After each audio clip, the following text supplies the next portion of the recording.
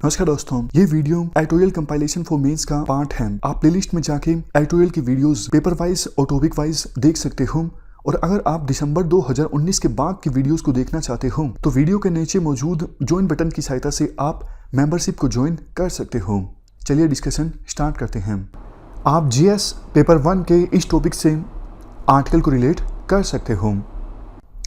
1921 में हुई थी मालाबार रिबेलियन और अगले साल इसको 100 साल पूरे हो जाएंगे। तो काफ़ी सारी मूवीज अनाउंस हुई हैं इस थीम पर आधारित। मालाबार रिबेलियन में क्या हुआ था 1921 में?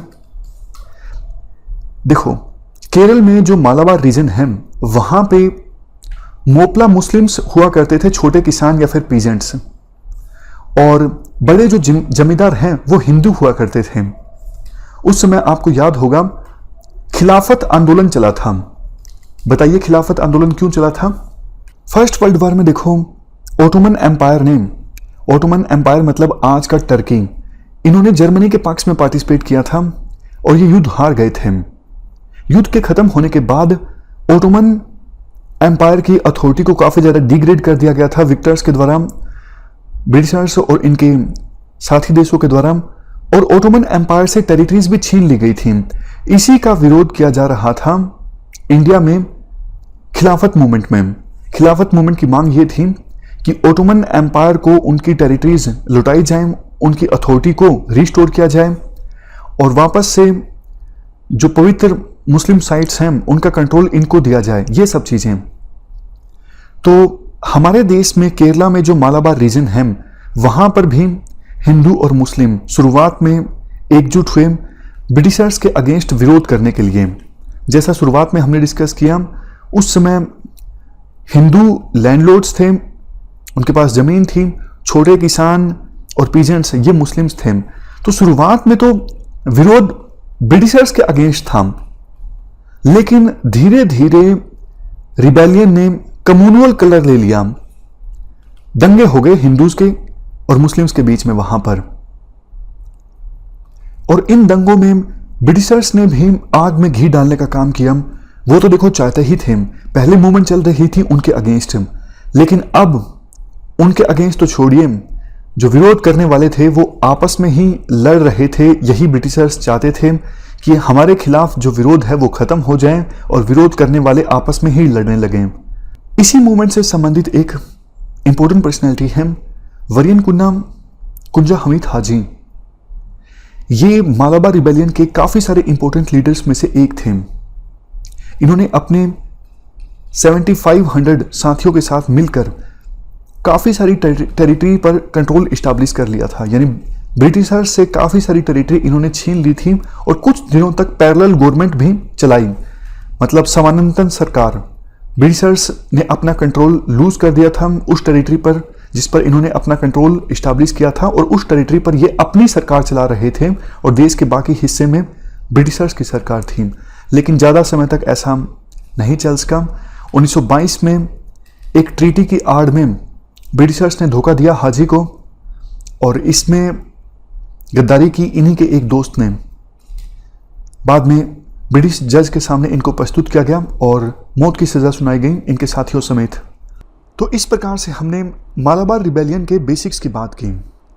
अब देखो, एक चीज आपने अक्सर देखी होगी, इतिहास के जो इंपॉर्टेंट पर्सन्स या फिर इंपॉर्टेंट इवेंट्स होती हैं उनकी इंटरप्रिटेशन को लेके विभिन्न वर्गों के बीच डिबेट स्टार्ट हो जाती है। जैसे एक वर्ग ऐसा है जो मानता है टीपू सुल्तान ने मैसूर रीजन में काफी सोशो इकोनॉमिक डेवलपमेंट किया, ब्रिटिशर्स के खिलाफ विद्रोह की बिगुल बजाया। लेकिन एक दूसरा वर्ग ऐसा भी है जो बोलता है टीपू सुल्तान ने दूसरे धर्मों के लोगों पर अत्याचार किया। तो मतलब टीपू सुल्तान को लेके अलग अलग लोगों की राय अलग अलग है।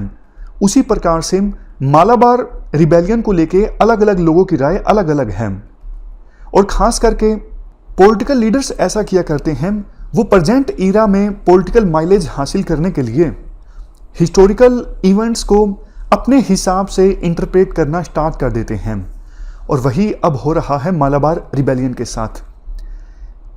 देखो, एक वर्ग ऐसा है जो कहता है मालाबार रिबेलियन एक ऐसी रिबेलियन है जिसने ब्रिटिशर्स के खिलाफ काफ़ी मजबूती से आवाज़ उठाई। बट एक दूसरा वर्ग ऐसा है जो बोलता है इस मूवमेंट में एक धर्म के लोगों ने दूसरे धर्म के लोगों पर अत्याचार किया। मतलब मोपला मुस्लिम्स ने मोबिलाइज होके, एकजुट होके जो लैंडलॉर्ड हिंदूज थे उनके खिलाफ एट्रोसिटीज की। तो ये अलग अलग इंटरप्रिटेशन है। राइटर का ये मानना है जब देखो कोई सोशो इकोनॉमिक मूवमेंट चलती है तो वो वैक्यूम में नहीं चलती, उसके पीछे एक पूरा कंटेक्स्ट होता है, पूरी सोशो इकोनॉमिक सर्कमस्टांसेस होती हैं जिसके बीच वो मूवमेंट चलती है। तो मालाबार रिबेलियन के पीछे कोई एक रीजन रिस्पॉन्सिबल नहीं है, काफ़ी सारे रीजन्स रिस्पॉन्सिबल हैं, जैसे economic distress, anger against foreign rule, tenancy laws और रिलीजियस जील, जिसकी वजह से जैसा हमने डिस्कस किया कुछ मुस्लिम मोपलाज ने एकजुट होकर हिंदू लैंडलॉर्ड्स के ऊपर एट्रोसिटीज की। टेनेंसी लॉज किस प्रकार से जिम्मेदार हैं?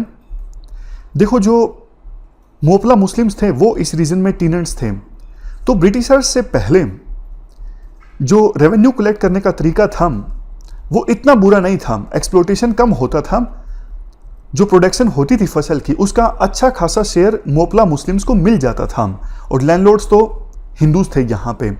और स्पेसिफिकली अगर हम बात करें तो लैंडलॉर्ड्स थे नंबूदरी ब्राह्मण्स। वैसे यहाँ पर नैयर्स कम्युनिटी के लोग भी रहते थे और वो वेल ऑफ पीजेंट्स थे, मतलब ऐसे किसान जो थोड़े वेल ऑफ थे as comparison to Moplah Muslims. वो भी पीजेंट्स थे लेकिन उनकी कंडीशन काफ़ी ज़्यादा खराब थी। तो अब देखो ये सारे रीजन्स रिस्पॉन्सिबल थे इस मूवमेंट के। इस मूवमेंट में ब्रिटिशर्स का विरोध भी देखने को मिला, हिंदू मुस्लिम दंगे भी हुए।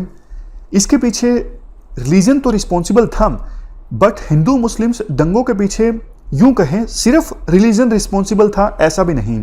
जैसा हमने इस आर्टिकल में डिस्कस किया कि कुछ सिचुएशन ही इस प्रकार की थी कि पीजेंट्स मोपला मुस्लिम्स थे और लैंडलॉर्ड्स हिंदूज थे, तो बाकी जगहों पर भी पीजेंट्स और लैंडलॉर्ड्स के बीच वायलेंस हुआ था।